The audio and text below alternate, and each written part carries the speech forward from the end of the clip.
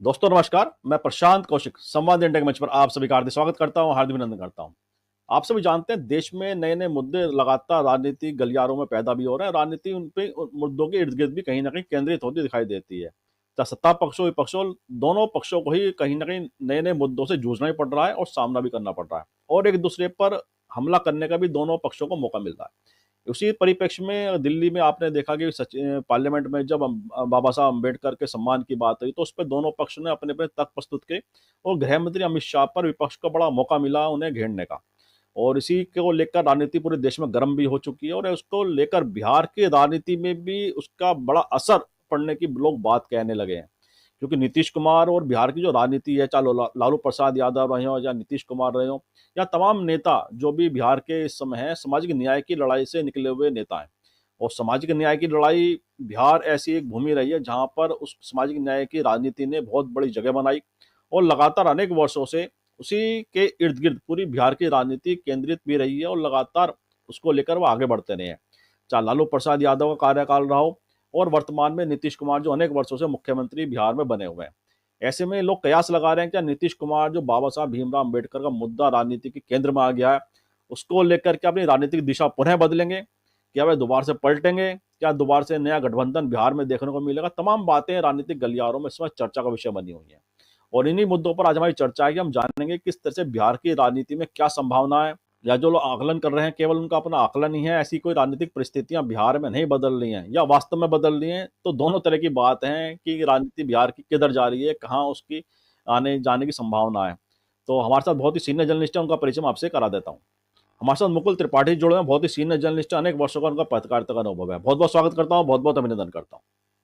तो मुकुल जी, जैसे बिहार की राजनीति की अगर हम बात करें, तमाम तरह की राजनीतिक वहाँ पर इस समय घटनाक्रम भी देखने को मिल रहे हैं और सामाजिक न्याय की जो राजनीति रही है, बिहार उसका बड़ा एक मजबूत केंद्र रहा है अनेक वर्षों से। चाहे पहले लालू प्रसाद यादव जी का कार्यकाल रहा हो, चाहे नीतीश कुमार जी का अनेक वर्षों से कार्यकाल है। ऐसे में जो बाबा साहब भीमराव अम्बेडकर की जो सम्मान की बात लगातार विपक्ष के द्वारा कही जा रही है और जो राजनीतिक केंद्र में बाबा साहब एकदम से आ गए हैं, चाहे आरक्षण की बात हो या जाति जनगणना की बात हो, ऐसे में बिहार की राजनीति को लेकर तमाम तरह की कयासबाजी का, अटकलबाजी का नया दौर भी शुरू हो चुका है।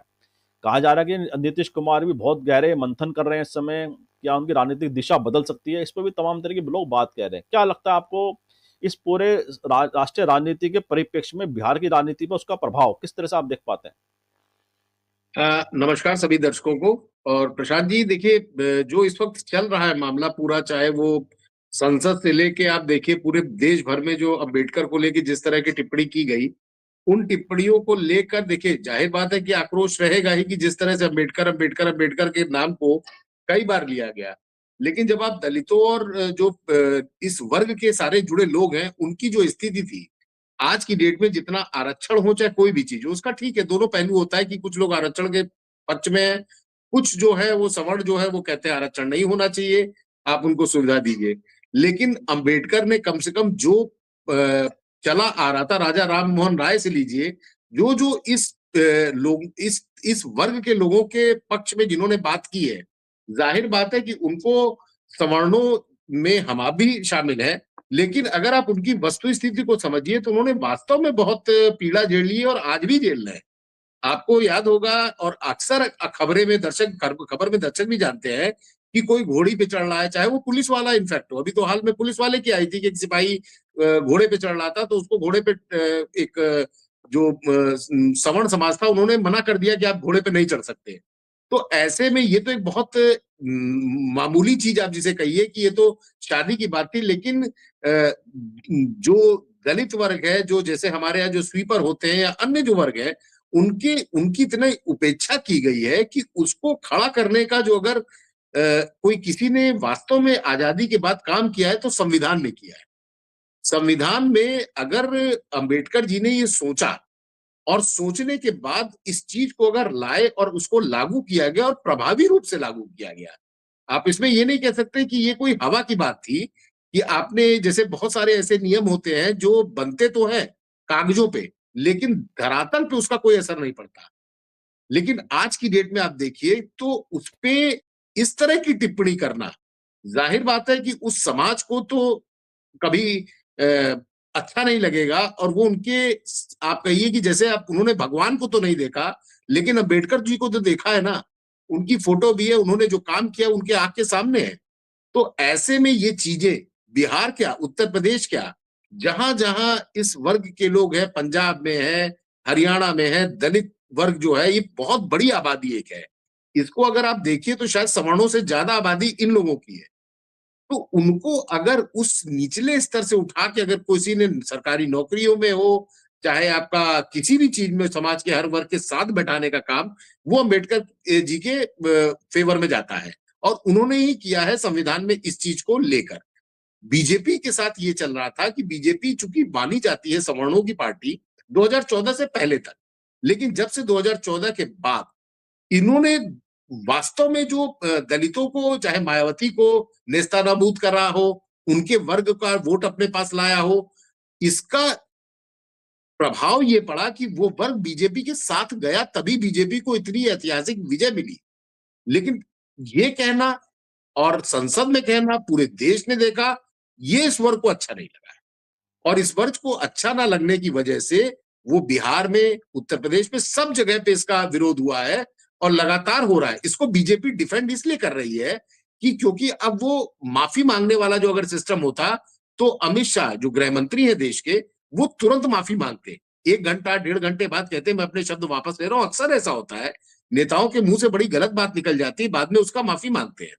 और उसमें कई मामले बीजेपी से भी जुड़े हैं और अन्य दलों से भी जुड़े हैं कि लोगों ने अपने शब्द वापस लिए, चाहे वो किसी वर्ग को लेकर हो, चाहे वो किसी जाति को लेकर हो, ऐसे बयान आए हैं और उस पर माफी मांगी गई है। इवन प्रधानमंत्री ने खुद किसान जो बिल आया था उस पर देश से माफी मांगी थी। तो जब एक प्रधानमंत्री होकर अगर देश से माफी मांग सकता है, और ये मामला तो ऐसा है जो करोड़ों लोगों की भावनाओं से जुड़ा हुआ है, उनके अधिकारों से जुड़ा हुआ है, तो उस पर तो तत्काल माफी मांगनी चाहिए। तो इसका असर आने वाले चुनाव में कितना विपक्ष कैच करा पाता है, ये विपक्ष के ऊपर है। चूंकि विपक्ष में जो पहले मुखिया थे, जैसे अभी बिहार का जिक्र किया, नीतीश कुमार उसके संयोजक बने थे। संयोजक बनने के बाद उनको उस पर्टिकुलर, उन्होंने पूरा एनडीए ही छोड़ के बीजेपी को ज्वाइन कर लिया। उसके पीछे की भी स्टोरी आज तक बहुत लोग तरह तरह की स्टोरी बताते हैं कि क्या फिर वही चीजें शुरू हुई, ऑपरेशन लोटस टाइप, कि उनको इस तरह से डराया गया, धमकाया गया कि आप नहीं आएंगे तो आपका सरकार गिरेगी। जाहिर बात है कमजोरी नीतीश कुमार के पक्ष में रही होगी, वरना तो अच्छी खासी सरकार चलाते हुए आदमी क्यों अपना समर्थन वापस लेता है। और ऐसी क्या वजह थी कि अगर लालू प्रसाद यादव और उनकी फैमिली के साथ उनके संबंध और उनकी पार्टी आरजेडी के साथ अच्छे नहीं है, तो उन्होंने सरकार नहीं बनानी चाहिए थी, क्योंकि वो पहले भी एक बार उनके पास अनुभव था जिसपे उन्होंने सरकार बनाई, सरकार छोड़ी, फिर बीजेपी के साथ आए और फिर बीजेपी को छोड़ के आप चले गए। तभी उनको पलटू चाचा का एक संज्ञा दी गई कि पलटू चाचा है, ये पलट जाते हैं। तो ऐसे में अभी जो चल रहा है उसमें नीतीश कुमार का सबसे बड़ी चीज ये है कि नीतीश कुमार क्या बीमार है। वो ये कहा जा रहा है कि नीतीश कुमार की बीमारी कुछ है उनको, जिससे वो बहुत ज्यादा अचानक से, मतलब उन्होंने, वो अस्वस्थ है तो इसलिए वो चीजों में ज्यादा इन्वॉल्व नहीं हो रहे। लेकिन गृह मंत्री का जो ये बयान आया और उसके बाद सियासी गलियारों में जो एक, जिसे कहिए हलचल मची, हड़कंप मचा, और उसके बाद सारी स्थितियां बदल रही है। अच्छा, एक चीज और है, बिहार की हम लोग जो आज चर्चा कर रहे हैं, बिहार में दरअसल पिछले सप्ताह अमित शाह ने जो विधानसभा चुनाव को लेकर टिप्पणी की थी, नेतृत्व को लेकर, जैसे आपने देखा कि महाराष्ट्र में सरकार कोई और चला रहा था मुख्यमंत्री, इलेक्शन हुआ, इलेक्शन के बाद क्या स्थिति हुई, वो पूरी पलट गई। तो बीजेपी का ये देखिए एक गेम प्लान रहता है कि आप पहले किसी जगह बैठिए, पहले खड़े होने की जगह, पहले घुसिए, फिर खड़े होने की जगह बनाइए, फिर बैठने की जगह बनाइए और फिर लेट जाइए। तो ये जो एक सिस्टम होता है कि आपको अपनी मौजूदगी दर्ज कराने के लिए पहले कॉम्प्रोमाइज करना पड़ता है। तो बीजेपी उस मोड से अब आगे निकल चुकी है। अब वो कॉम्प्रोमाइजिंग की मोड में, ना तो महाराष्ट्र में, देखिए महाराष्ट्र में अगर आप बीजेपी का कोई भी दर्शक हमारा अगर इतिहास उठा के देखेगा, तो बीजेपी महाराष्ट्र में कुछ नहीं थी। वहां पे दो ही पार्टियां रहती थी, एक कांग्रेस रहती थी और एक शिवसेना रहती थी, जिनको बड़ी पार्टी आप कहते थे। लेकिन बीजेपी ने एक गेम प्लान के तहत, आज से नहीं, वो वर्षों से उनका गेम प्लान चलता है उन्होंने स्टेप बाय स्टेप काम किया और उसमें उनको नो डाउट जो उनकी रणनीति रहती है उसमें उनको विजय भी मिली। उसमें आप ऑपरेशन लोटस लीजिए। लोटस तो अगर आप ऑपरेशन कराना चाहते तो क्यों नहीं कांग्रेस करा लेती है। कांग्रेस की सरकारें थी, कांग्रेस भी तोड़ती और फोड़ती रहती थी सरकारों को, लेकिन जिस तरह से फ्रंट फुट पे आके बीजेपी खेलती है और मीडिया को भी झेलती है, विपक्ष को भी झेलती है, कोर्ट को भी झेलती है, पत्रकारों को भी झेलती है, तो ये चीज सारी जाती है बीजेपी के पक्ष में, क्योंकि वो जिसे कहते हैं ना कि हमने गलती की लेकिन इस गलती को मानूंगा नहीं और इस गलती को हम जस्टिफाई करके बताएंगे आपको कि मैंने जो किया सही किया। वो महाराष्ट्र वाला ही सिस्टम अब बिहार में आने वाला है। उन्होंने तो सबसे नीतीश पहले कुमार शिवसेना के साथ किया, शिवसेना के साथ सरकारें बनाई और उसके बाद फिर धीरे धीरे करते करते उनको कमजोर किया, दो फाड़ किया, पार्टी तोड़ दी, एनसीपी तोड़ दी, जिसका कभी कोई सोच नहीं सकता था कि कहां शरद पवार और कहां बीजेपी, लेकिन उनके साथ ऐसा रहा कि उन्होंने पूरा नेस्तानाबूद करके शरद पवार को भी चारों खाने चित्त कर दिया, जिसको अमित शाह से ऊपर माना जाता था कि उनसे बड़ा चाणक्य, उनसे बड़ा सेटर, उनसे बड़ा सरकार बनाने वाला, उनसे बड़ा सरकार गिराने वाला कोई नहीं रहता है। लेकिन आज वो उस भ्रांति से लोगों को निकाल के ये कह दिया गया भाई अमित शाह से बड़ा कोई चाणक्य कोई नहीं है। ठीक है, हार जीत होती रहती है, लेकिन अब बिहार में क्या होगा? बिहार में क्या रिपीट करेंगे? हालांकि कहा गया कि नीतीश कुमार ही हमारे नेता रहेंगे, लेकिन क्या नीतीश कुमार की स्थिति आज की डेट में है ऐसी? अभी जो 42-43 सीटों पे बचे हुए हैं, क्या इससे ये नीचे आते हैं? अगर ये गिर के 20 पे आते हैं और बीजेपी वहीं निकल के आगे और आती है, मैं कहता हूं कुछ ना हो, अगर ये 20 सीटें जो नीतीश कुमार आज 42-43 पे हैं, अगर इसी में अगर 20 सीटें यही इन्हीं की सीटें बीजेपी को मिल जाती हैं, बीजेपी अगर आंकड़ा और अपना बढ़ा लेती है और नीतीश कम क्या बीजेपी फिर नीतीश कुमार को सही उनको मुख्यमंत्री प्रोजेक्ट करेगी? कभी नहीं होगा। जैसे शिंदे के साथ हुआ, लास्ट में क्या हुआ? शिंदे नाराज हुए, गांव चले गए, सब कुछ किया, लेकिन फाइनल क्या हुआ कि उनको पता है कि इस अगर साथ में नहीं आए तो हमारा क्या असर होगा। जिसे कहते हैं भय बिन होए न प्रीत। आप पहले भय पैदा करिए फिर प्यार कर लीजिए, तो वो बहुत लंबा चलता है, क्योंकि आपके पास उनकी एक नब्ज रहती है जिसको आप जब चाहे तब दबा दें, और बीजेपी इस चीज में माहिर है। और वहां के नेता हो, चाहे उनके पास सारी एजेंसियां हो, लोगों के पास सारे कच्चा चिट्टा है, और जब आप किसी मंत्रालय में आते हैं तो पुरानी फाइलें भी आप खंगाल लेते हैं। आज की डेट में तो अगर किसी के खिलाफ अगर मान लीजिए 1990, 92, 94, 98, 2000, 2005 का भी कोई मामला है, तो अगर कोई गृह मंत्री चाह ले, कोई प्राइम मिनिस्टर चाह ले, उस मामले को तत्काल प्रभाव से बाहर लाया जा सकता है। तो अगर पिटारे में से कोई नाग निकल आया तो डसेगा किसको?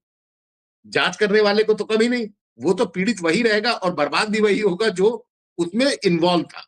आप ठीक है, कोर्ट है, सब कुछ है, सारी चीजें आती, बहुतों की तो जांच ही नहीं हुई।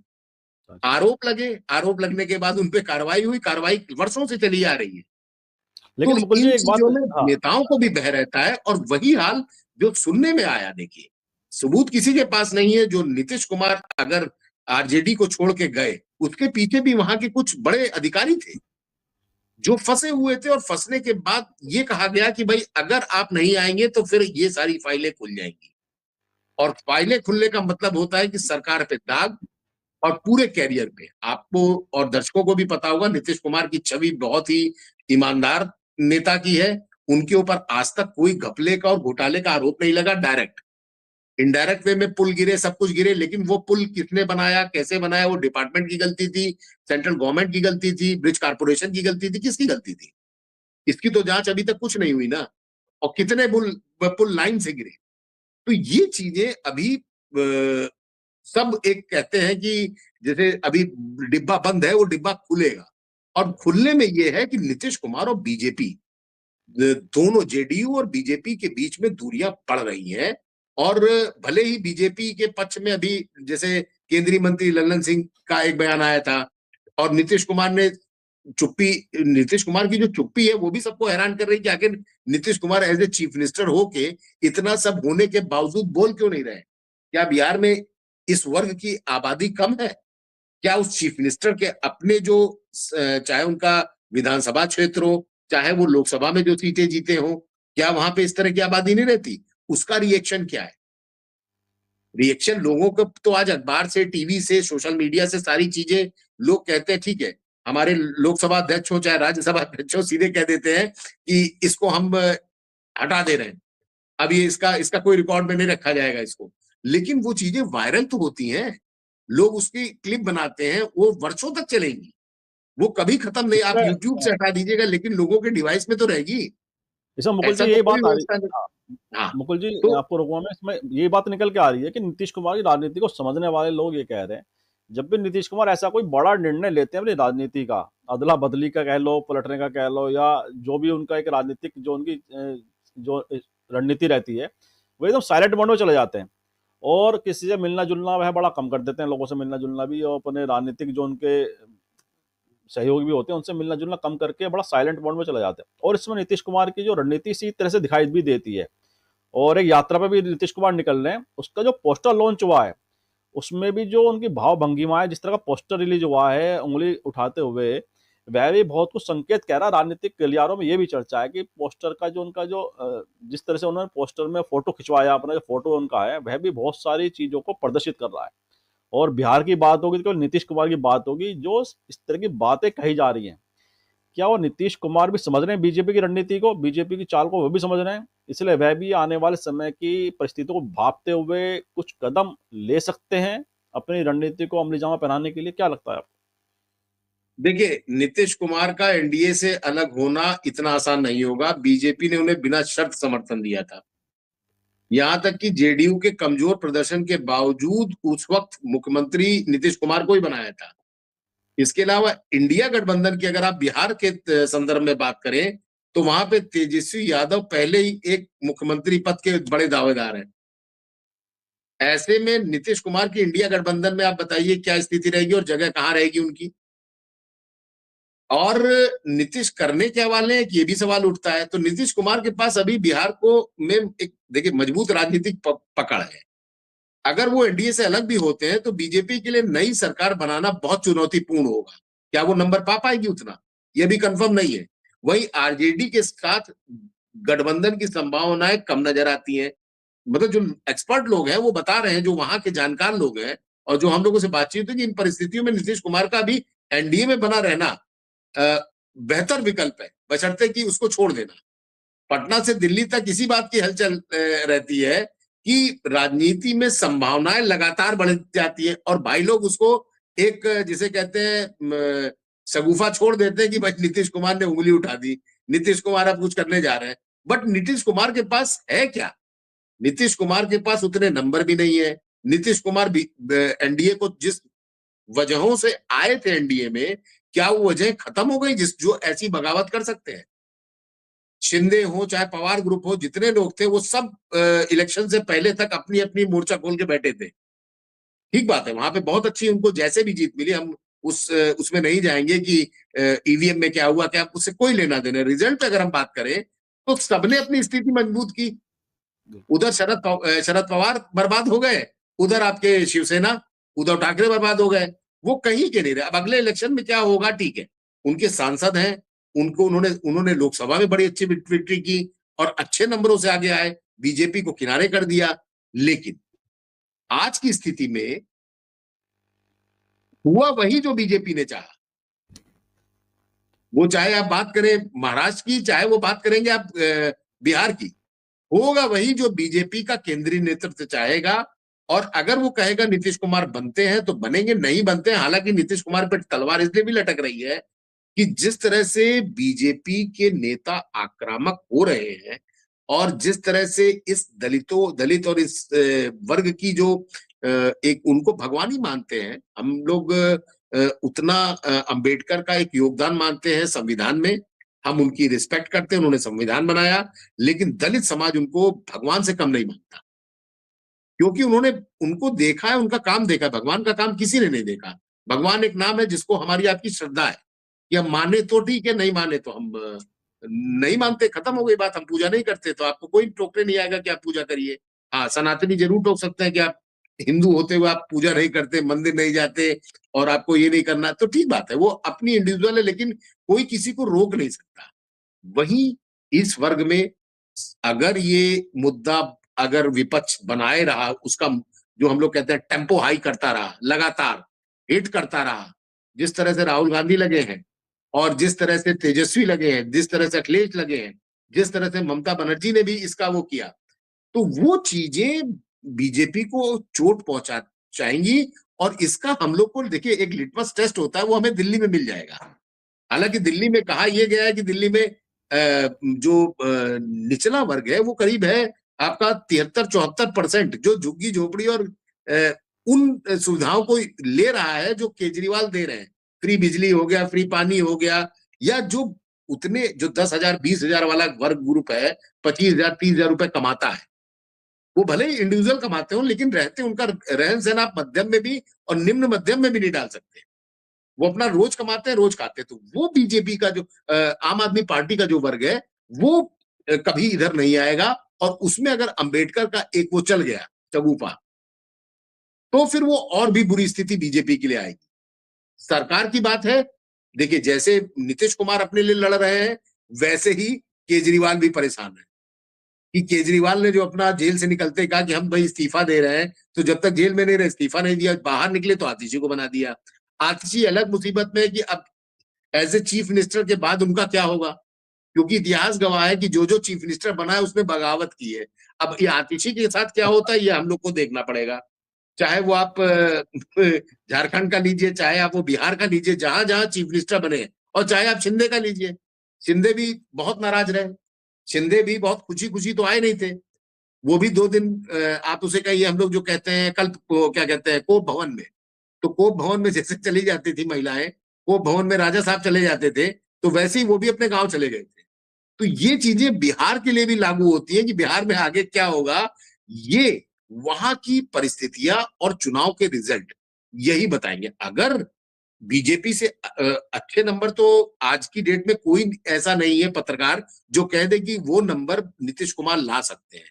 जो स्थिति आज बीजेपी की है, उतने नंबर पर बीजेपी नहीं मतलब नीतीश कुमार नहीं पहुंच सकते, वो नीतीश कुमार भी जानते हैं। लेकिन उनके साथ एक किस्मत अच्छी है कि वो लगातार चीफ मिनिस्टर बन रहे हैं और जितनी भी सीटें आए उतने में बन रहे हैं, वो सपोर्ट उनको कहीं ना कहीं से मिल जाता है। तो ये देखना होगा, नंबर गेम है पूरा। नंबर गेम में नीतीश कुमार कहां जाते हैं ये, इस पे इसीलिए ये यात्रा भी निकल रही है कि 1-to-1 संवाद कर सके। भाई पब्लिक के बीच में जाना, देखिए पब्लिक के बीच में जाने से ही राहुल गांधी को आज जहां पे वो थे वहां से जस्ट डबल हो गए। 100 सीटें अगर उनको 99 आती हैं, तो उसके पीछे मेहनत किसकी थी?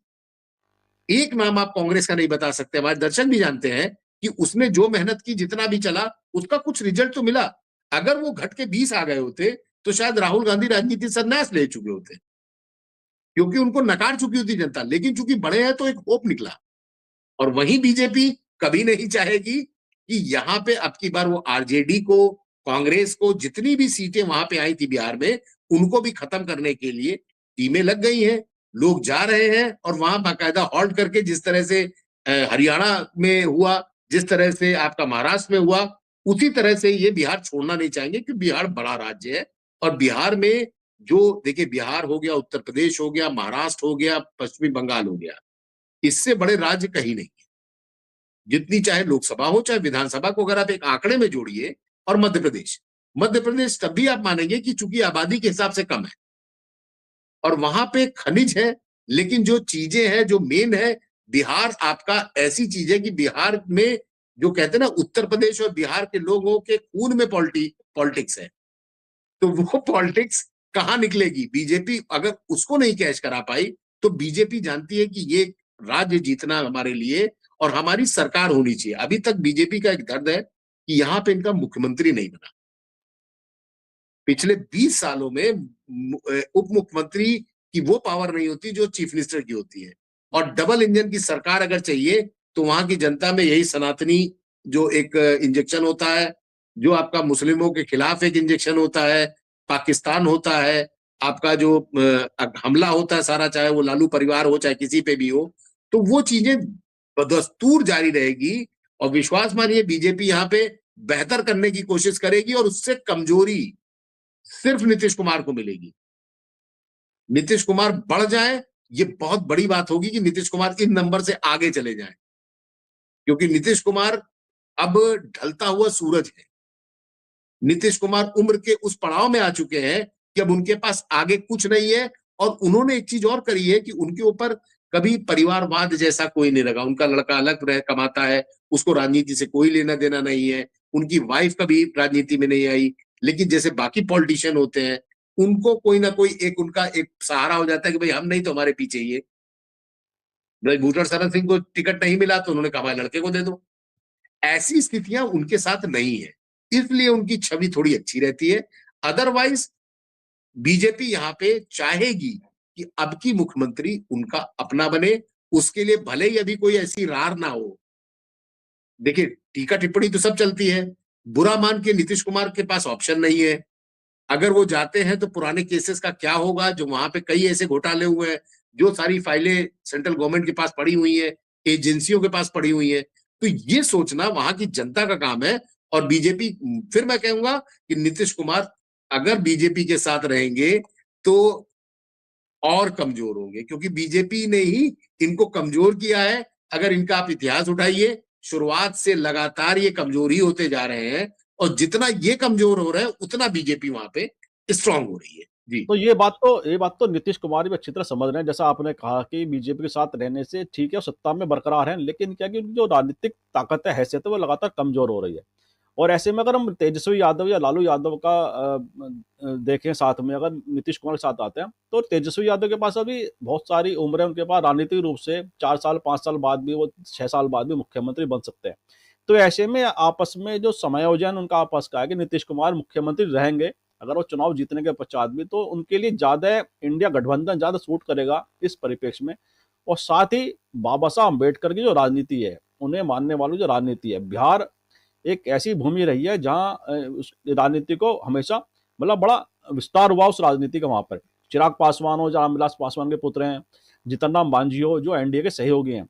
तो ऐसे में बाबा साहब का मुद्दा जो राजनीतिक रूप से बहुत तूल पकड़ गया है, और लगातार इस मुद्दे को विपक्षी दल आगे बढ़ा रहे हैं। तो अगर ये अलायंस पार्टनर की बात करें, चिराग पासवान हो, जीतन राम मांझी हो और नीतीश कुमार, मतलब कहीं ना कहीं दबाव तो, क्योंकि राजनीति इनकी इससे जुड़ी हुई है पूरे मुद्दे से, तो कहीं ना कहीं दबाव तो इन पर होगा कि किस तरह से वे अपनी भूमिका आने वाले समय में तय करते हैं। ये भी सब किस तरह से क्या लगता है आपको? देखिए, जितनी भी बातें हैं ये सारे, फिर मैं प्रशांत जी बोलूंगा। अब जब कोई मुख आपसे अगर मैं कुछ पूछूं और आप कोई जवाब ही ना दे, आप रिएक्ट ही ना करें, तो पब्लिक क्या समझे? मैसेज अभी गया कहाँ है? भाई चीफ मिनिस्टर अगर कुछ बोलेगा इस विषय पे कि अंबेडकर का जो अपमान हुआ है, उस पे अगर वो साइलेंट, अगर वो सूम बन जाएंगे, जिसे हम लोग कहते हैं सन्नाटे में बैठ गए, तो फिर उसके बाद पब्लिक क्या सोचेगी? कि या तो देखिए, अगर आपकी चुप्पी में हाँ भी होती है ना भी होती है। अगर आप चुप हो गए तो आपकी चुप्पी को क्या समझा जाएगा? हाँ ना दोनों होता है। तो ये पब्लिक को डिसाइड करना है। और अगर इस विषय पे अगर ये मुंह खोलते हैं नीतीश कुमार, तो जाहिर बात है दूध का दूध पानी का पानी हो जाएगा। वो किस पक्ष में है? क्या वो बीजेपी को डिफेंड कर रहे हैं? अगर डिफेंड कर रहे हैं तो अंबेडकर का मजाक उड़ाने वालों के साथ है। और अगर ये डिफेंड नहीं करके कुछ बोलते हैं तो फिर दोनों के बीच में फिर क्लैश हो जाएगा।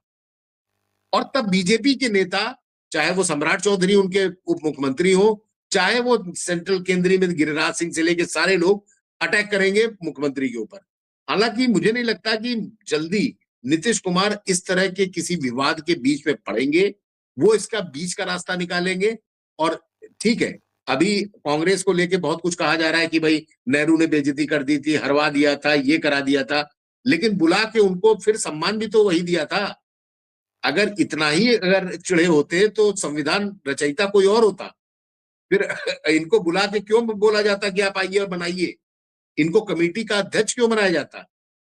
तो ये चीजें देखिए, सब इतिहास की चीजों को कुरेद कुरेद के निकालना, कि किसी का अगर मान लीजिए बाप, अगर मान लीजिए उसने चोरी चोरी की थी, तो उसके लड़के को भी वही दंड देना, ये तो कानून भी नहीं कहता है। तो आप कैसे कह सकते हैं? और गलतियां हर इंसान से होती हैं, हर पार्टी से होती है। भाई बीजेपी के राष्ट्रीय अध्यक्ष घूस लेते हुए पकड़े गए। बहुत कुछ वहां पे भी हुआ है, पूरे दुनिया ने देखा है। स्टिंग ऑपरेशन में एक से एक नेता फंसे गए। और पैसा लेने के मामले में तो चाहे वो कांग्रेस हो चाहे सब बीजेपी हो, सब लोगों ने, कई चैनलों ने, जब लोकसभा इलेक्शन होता था तो हम आपको इतना करोड़ रुपए देंगे, ये पहले शगुफा चलता था। और कुछ नहीं होता था, कैमरा लेके पहुंच गए, कुछ पैसा डाल दिया और बाकी हम आपको, तो बहुत ये चला है। इस देश में चला और देशवासियों ने देखा है। तो सब जानते हैं, देखिए पॉलिटिक्स एक नंगा नाच है जिसे कहते हैं आप कुछ भी कर डालिए। और संसद हमारी ऐसी हो गई कि अब इसको प्लेटफॉर्म बना दिया गया है कि वहीं पे आगे लड़िए। अब जहां तक पहले मुंह से बोला जाता था, तो हाथ लाठी डंडा भी आ गया, हाथ पांव भी चलने लगा, एफआईआर होने लगी। तो अब बचा क्या है?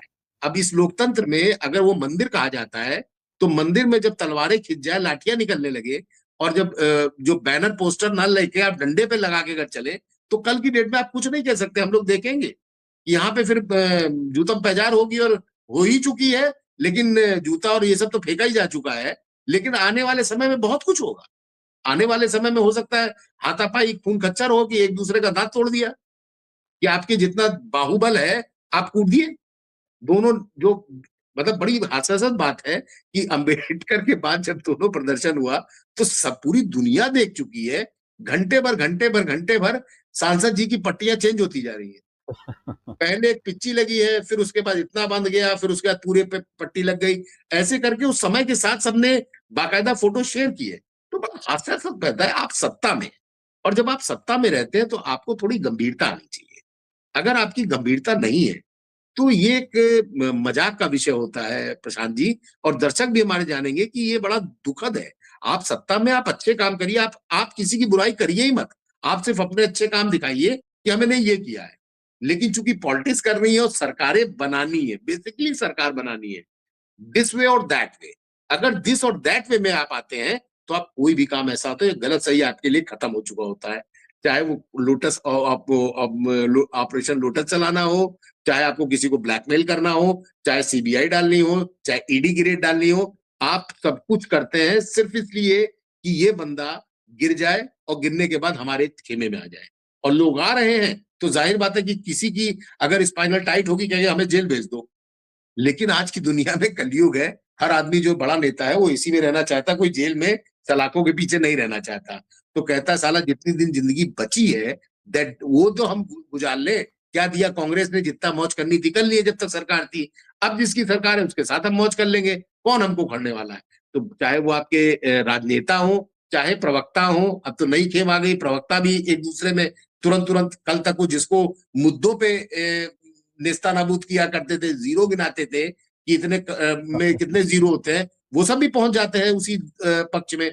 तो आप कुछ भी नहीं कह सकते। ये पॉलिटिक्स अनप्रिडिक्टेबल है, और इसको प्रिडिक्ट करना, नेशनल मीडिया फेल हो चुकी है। जब आप इलेक्शन के उसमें आते हैं, बहुत करोड़ों खर्चा करा जाता है, इतनी सीटें आ रही हैं, 400 पार चले जाएंगे, 437 चले जाएंगे, कोई तो 500 दे दे रहा है। तो ये सब चीजें देखिए, मैं नहीं मानता कि इन चीजों पे, ये सब नंबर्स गेम होते हैं। जनता जिस पे अगर भरोसा करेगी और उनके काम देखेगी। हाँ, ये होता है कि जो आरोप लगते हैं, चाहे ईवीएम को लेके, चाहे निर्वाचन आयोग के लेके, इस पे एक वास्तव में चीजों को थोड़ा सा केंद्र सरकार को खुद ही इन चीजों को जवाब देना चाहिए कि जनता और वो जो इनके विपक्षी दल है जो चीख रहे हैं कि गलत होता है, वो चुप हो पाए। आप चुप हो जाएंगे और कुछ बोलेंगे नहीं, तो जाहिर बात है जनता में भी गलत मैसेज जाता है, और उसी का हश्र होता है कि 240-42 पे आप आके टिक जाते हैं। और वो टिकाने की जिम्मेदारी फिर किसकी रहती है? जो बड़े राज्य रहते हैं, चाहे उसमें यूपी हो, चाहे उसमें पश्चिमी महाराष्ट्र। बंगाल हो, चाहे उसमें महाराष्ट्र हो। महाराष्ट्र। वही 4 राज्य आ जाते हैं जो इस देश की राजनीति को घुमाते हैं और सरकार बनाते और बिगाड़ते हैं। जी। जी, बिल्कुल, बिल्कुल ठीक कहा आपने। तमाम तरह की बातें आपने पूरे विषय को संबंधित कहीं, और निश्चित रूप से राजनीति का कुछ पता नहीं रहता कि किस कौन-सी दिशा पकड़ ले, और तमाम मुद्दे राजनीति में आते भी हैं। और जैसा आपने पार्लियामेंट का भी एक उदाहरण किया कि पट्टी लगातार बदलती गई, तो वह भी एक मज़ाक का विषय है पूरे एक देश के अंदर, सोशल मीडिया में तो बन ही गया है। लोग अलग-अलग तरह से उसे परिभाषित कर रहे हैं, अपने-अपने हिसाब से परिदर्शित करते हैं। तो ये बड़ा एक दुर्भाग्यपूर्ण भी कहेंगे हम, अगर पार्लियामेंट के इतिहास से की बात करें, गरिमा के संबंध में बात करें, क्योंकि कभी पार्लियामेंट के अंदर घटित घटना का कोई एफआईआर सत्ता पक्ष के द्वारा तो खास तौर से मेरे ख्याल से नहीं हुई है, जहाँ तक मुझे ध्यान है। तो सरकार के मंत्री एकदम तुरंत, जो सांसद हैं वो तुरंत पहुंच गए एफआईआर करवाने, और संबंधित वीडियो अभी तक सामने नहीं आया। यह भी बड़े सवाल लगातार पैदा कर रहा है कि आखिरकार ऐसी वीडियो क्यों नहीं आ रही सामने, जो देश की राजनीति को इसने हिला कर रख दिया हो। जी मुकुल जी, कुछ कहना चाह रहे हैं? मैं ये कहना चाह रहा हूं कि आपने एफआईआर करा दी, मगर किसी का ध्यान गया है कि एक एसएचओ या एक एसीपी की क्या ये हिम्मत है कि वो संसद के अंदर चला जाए? वो किससे पूछताछ करेगा? मौके पे जाएगा, मौका मुआयना करेगा, जितने लोग भी थोड़ा बहुत भी अगर लॉ जानते होंगे, तो कोई घटना होती है तो मौके पे जाती है। तो किस किस एसीपी की हिम्मत है जो संसद के अंदर जाके मौके पे जाके उसकी कि हाँ क्या था, किससे सीसीटीवी फुटेज मांगेगा? और वो फुटेज है किसके पास? क्या लोकसभा अध्यक्ष जो जिनकी जिम्मेदारी रहती है वो फुटेज देंगे? इतने दिन होने के बाद जब वो कुछ नहीं निकला, तो अब क्या होगा? और एफआईआर किसी सांसद का एक एसएचओ जो जांच अधिकारी आईओ होगा, वो क्या वो जाके उनसे सवाल जवाब कर पाएगा? तो ये चीजें बड़ा हास्यास्पद है। और ये जो एक शुरुआत हुई है इस तरह की एफआईआर की, ये आने वाले टाइम में प्रशांत जी बहुत ही दुर्भाग्यपूर्ण है और बड़ी खतरनाक चीज है। ये बिल्कुल ठीक बात। खतरनाक है, दुर्भाग्यपूर्ण तो है ही, मैं कहूंगा ये खतरनाक है। अगर यही सिस्टम चलता रहा तो आज जिसकी सरकार है, खुदा ना खास्ता कल बदलेगी, तो इसका सही क्या बात। आज होगा? फिर 1-to-1 गेम होगा। और वो ऐसा गेम होगा कि जिसे कहते हैं हम लोग वॉर। जैसे हम लोग एक होता है कि एक लोकतंत्र में दोनों दल एक दूसरे का सम्मान करते हुए लड़ते हैं। आदमी जब सामने विपक्षी भी आता है तो हाथ मिलाते हैं, यहाँ हाथ नहीं मिलाया जाएगा, यहाँ फिर जूतम पैजार होगी।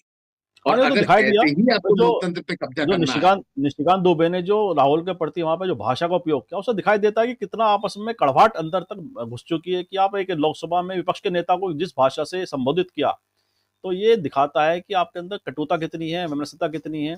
तो आने वाले समय जैसा आप कह रहे हैं, निश्चित रूप से बड़ा दुखदाई क्षण भी थे, और आने वाले समय की जो परिपाटी तय की जा रही है वह भी कहीं ना कहीं एक बहुत बड़े प्रश्न चिन्ह संसद की जी गरिमा पर लगाते भी हैं। जी बिल्कुल। जी जी बिल्कुल। जी।